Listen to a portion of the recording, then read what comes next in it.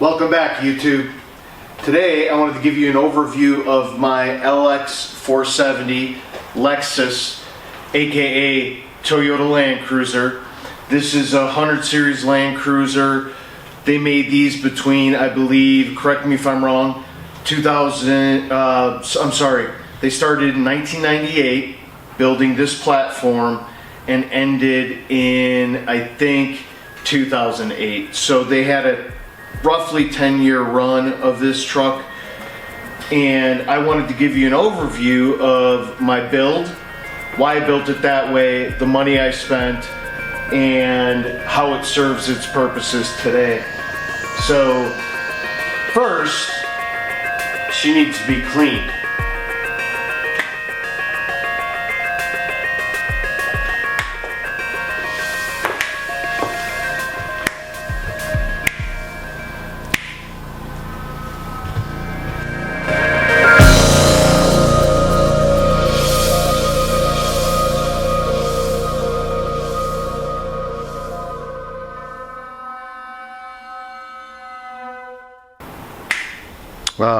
That's better.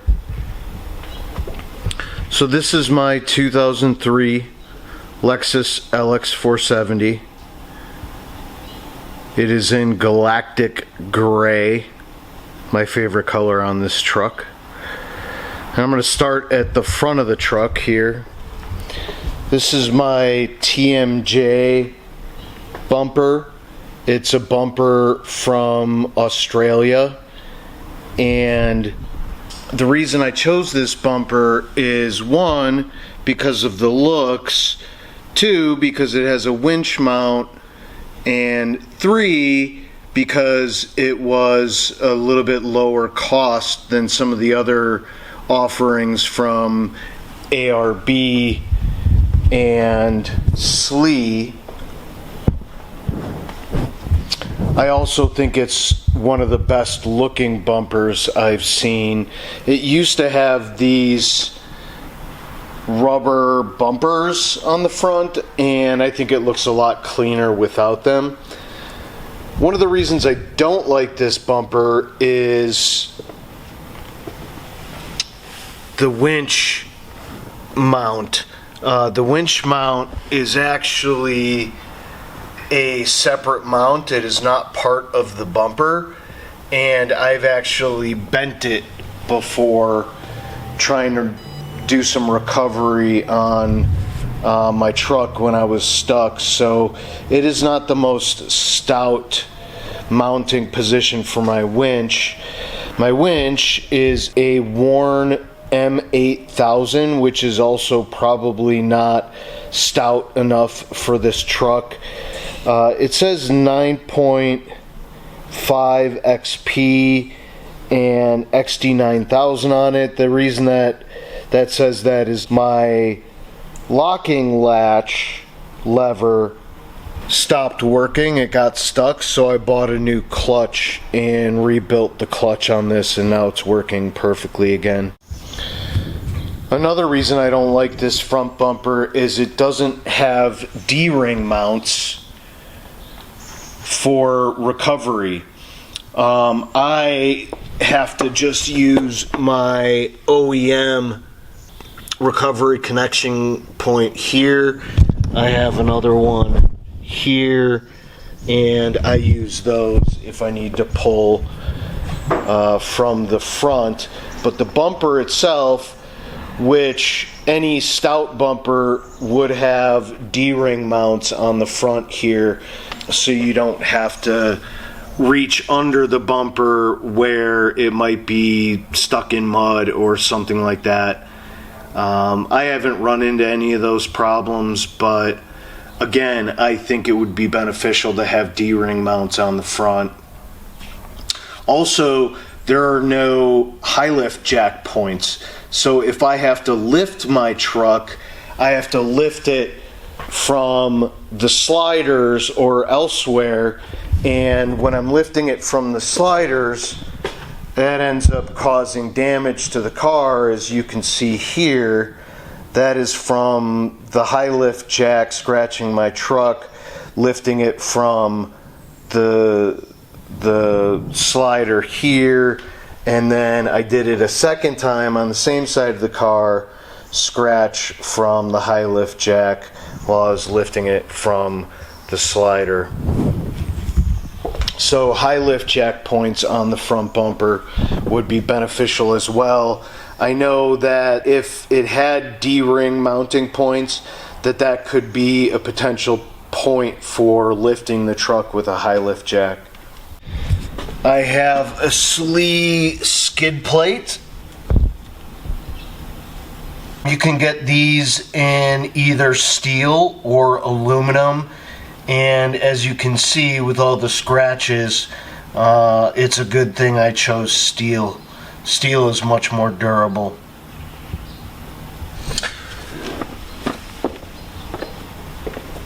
Tires, I have my tires mounted on my stock OEM 18-inch by 8-inch wheels. These are Goodyear Wrangler Duratrax. I love these tires. They're in a size 295 65 R18, which is roughly a 33-inch tire. I have Spider Trax 1.5-inch spacers on the front and on the rear, which just gives it a really mean look. It also helps prevent rubbing in the rear on the inner fender liner when the wheel is fully tucked.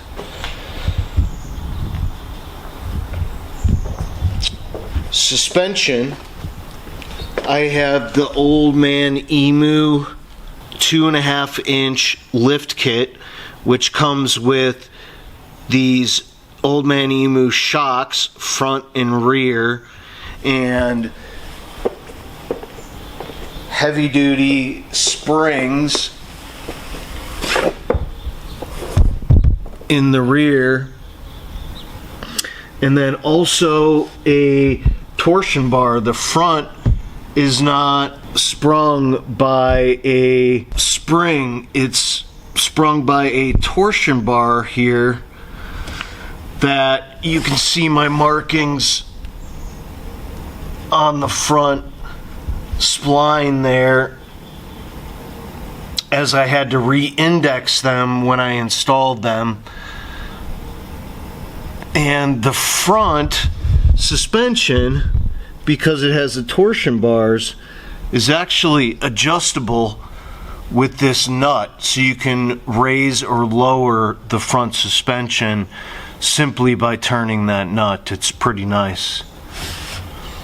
I could use some body armor back here, as I've bent the shit out of my shock mounts there, but I don't have any body armor there. I don't even know if they make body armor for that. I know they make more stout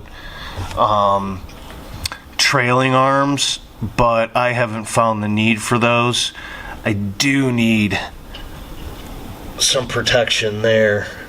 It doesn't look like it's bent out of place, but it certainly has been distorted by a lot of off-roading and banging around. I also have SPC upper control arms. They're probably a little hard to see in there, but when the truck is lifted, you lose some camber range and some caster range, and those SPC control arms help with that. I have Metal Tech sliders, and one of the reasons I chose these is because they look good, which is why I chose a lot of the things on my truck. I also like them because they have this kick out in the rear, which helps protect the side of the truck as well as the rear wheel as well. And these are mounted flat, so they're actually a good step side, which I like as well.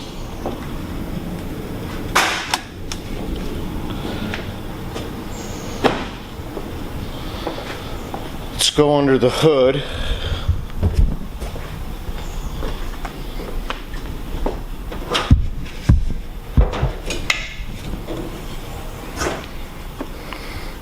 There's a number of things to see under here. One, I have a dual battery system. This is the OEM battery here, and I have it connected via these relays to a second battery over here. This second battery is installed where the AHC system used to be. AHC stands for active height control. It was a hydraulic height control system, and I removed that for two reasons. One, because they can be really expensive to replace it once they start going bad. And two, I wanted the extra space for a second battery system. So I ripped that AHC system out and switched to just a traditional shock and spring system. Right here is my air compressor. This air compressor controls my ARB air lockers. I have ARB air lockers in the front and in the rear, and the truck came stock with a center diff lock, so my truck is now triple locked. You see this has two relays on it, one for each the front and rear lockers. I can engage my front and rear lockers by a cool switch I installed. This truck had a blank here. This is a switch out of an 80 series Toyota Landcruiser.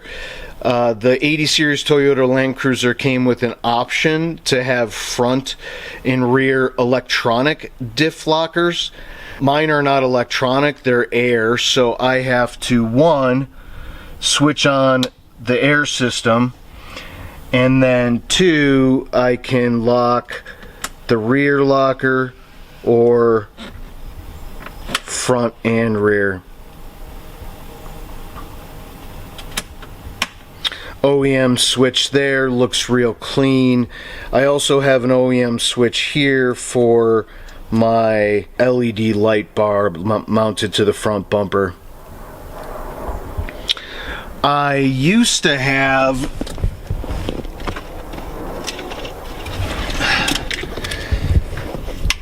a battery monitoring system for my dual battery system, but this has since stopped working. But it used to show you the health of both batteries, as well as allow you to link them or connect them manually. But the relay itself in the engine bay here does engage the batteries when the truck is running so that they charge, and disengages the batteries when the truck is not running. So in the evening while I'm camping, for example, I can hook up a fan, an audio system,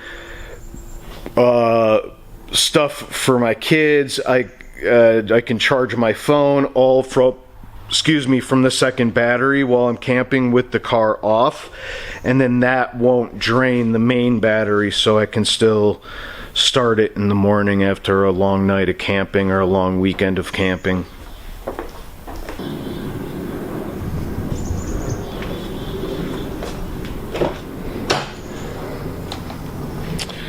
Back to the interior, I have a CB radio hidden here underneath the console.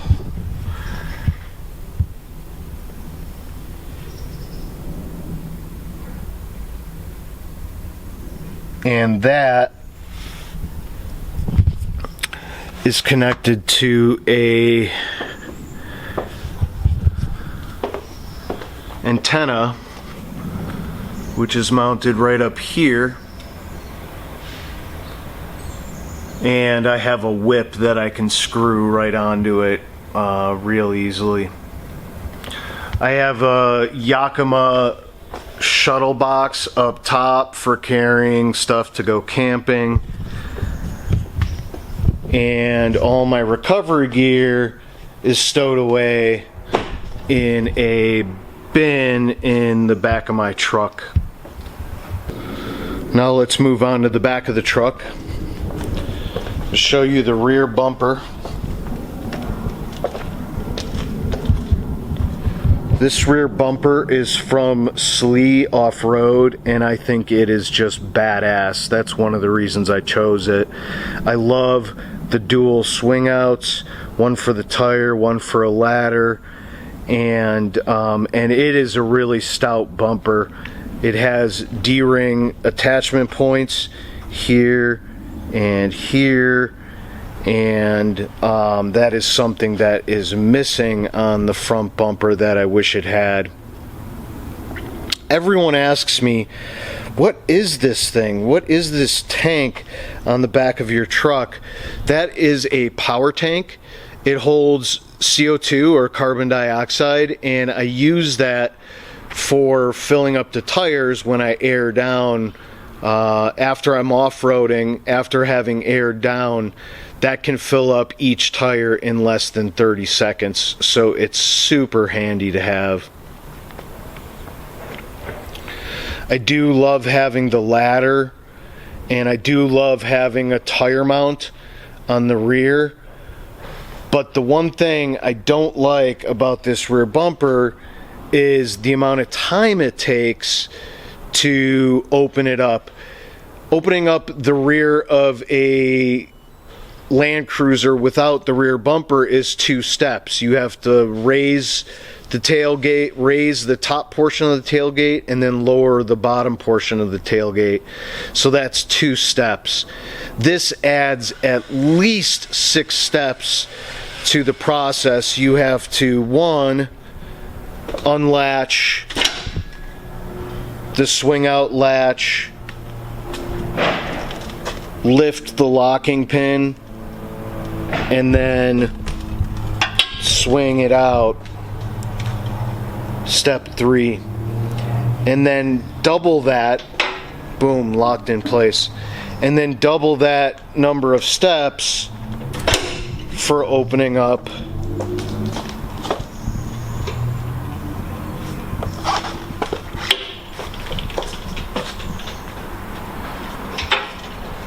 the rear. But it is cool, I have to admit that. The nice thing about this is that if I want to take these swing outs off, I can easily take them off. And my bumper came with these covers that go right over the spindles here, and it looks really clean. It doesn't look out of place, and then I don't have to deal with the swing outs. I used to do that when I had snowmobiles and I was trailering a lot, because the swing outs will not open if you have a trailer hooked up. More than likely they will not open, and then if you have a trailer hooked up, you are unable to get into the back of the truck, which is a real pain in the ass. I do like that this has a hitch mount on the bumper as well, and I do trailer a lot. I have a camper. I used to have snowmobiles, so that's nice to have. What I don't like about it is there are no mounting points for the safety chains.